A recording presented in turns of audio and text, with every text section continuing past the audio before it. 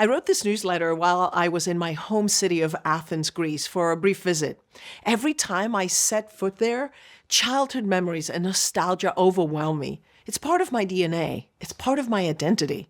But it's not just me. We all view the world through the lens of our cultural identity. Our upbringing and our past experiences build our personal culture, building our beliefs and our behavior. So to create authentic connections with others, we must first understand the multiple origins of our own identity. Here are some reminders and some tips and questions to guide all of our personal interactions. Navigate your in-groups and out-groups. We navigate through different cultures every day, from home to the workplace. Henry Tajfeld's concept of in-groups, tightly connected groups like families or teams, and out-groups loosely formed without common history groups, helps us understand these shifting dynamics. Recognizing these differences can help build inclusive environments where newcomers feel that they belong. Here's a tip. If you're part of an in-group, always include new members in conversations and activities. Ask open-ended questions about their story to make them feel welcomed and valued. Ask yourself, am I welcoming new members? What specific actions can I take to ease their transition? We all remember what it's like, right? Then the second tip is to practice cultural humility. Cultural humility is grounded in continuous learning and self-reflection.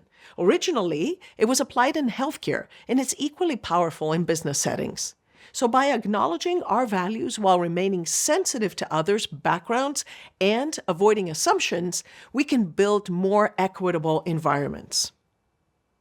Here's a tip. Practice active listening without making cultural assumptions. Ask questions to try to understand others' perspectives.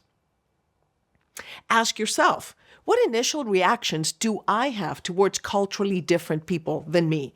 What assumptions am I making without verification? Be culturally agile. Here's what I mean by this. Cultural agility is navigating different cultural settings effectively by being adaptable and having an open mind. So to develop this, we have to understand our own values first, absorbing new cultural nuances and using this new knowledge to create harmony in our interactions. The tip here is that if you find yourself in an out group, mirror the communication preferences of the group, formal or informal, direct or indirect. That's going to help you step in easier. And ask yourself, how can I adapt my communication style to this cultural context? What can I learn from this environment to improve my interactions? Here's another thought. Know yourself first.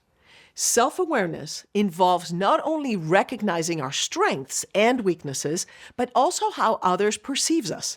Tasha Eurich, author and organizational psychologist, suggests that asking what questions instead of why questions is optimal for understanding. The tip for you here is to regularly seek feedback about how you come across and how you can adjust accordingly. And you can ask yourself, what can I do better to understand my teammates' perspective? What might their past experiences reveal about them? Step into their shoes. Empathy helps build community and guides organizational culture. Develop empathy by connecting with newcomers and imagine yourself in their situation, creating welcoming environments for them.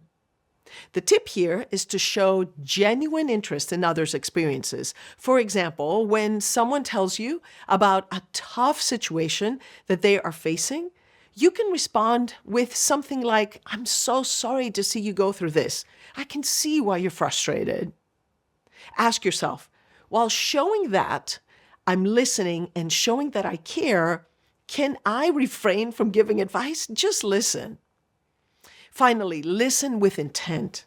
Being fully present during conversations requires selective attention, bias checking, and open-mindedness.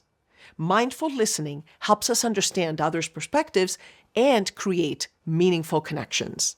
The tip here is to focus entirely on the speaker. Avoid interrupting and practicing using nonverbals engagement cues that look like this.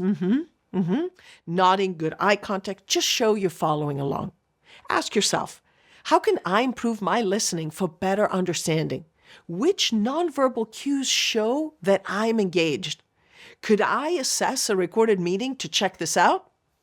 One more. Stay curious and ask questions. Curiosity drives learning and growth. So use rapport builders to soften introductions, such as, I was interested to read about your research focus in your bio, and ask questions showing interest, genuine interest, and tap into others' knowledge. When paired with action and intentions, curiosity creates deeper connections. Here's a tip. Ask open-ended questions that encourage detailed responses. And ask yourselves, what questions demonstrate a genuine interest in a new person or a new culture? How can I use rapport builders to show that I've done some homework and that I'm eager to learn? There's one more. Suspend your judgment. Suspending immediate reactions and remaining open to different cultural norms requires attentiveness, bias checking, and information gathering before judgment. The tip here is to consider the cultural context before forming opinions about others' behaviors. Could there possibly be cultural reactions behind people's actions? And you should ask yourself, how can I suspend judgment while I gather more information?